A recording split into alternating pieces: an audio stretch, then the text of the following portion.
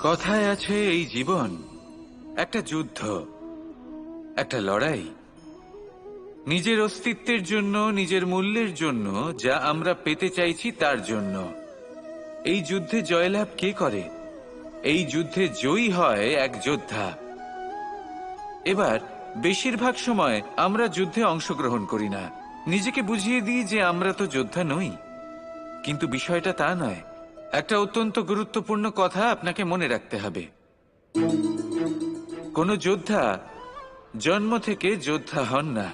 তিনি চয়ন করেন যে তিনি যোদ্ধা হবেন কিনা।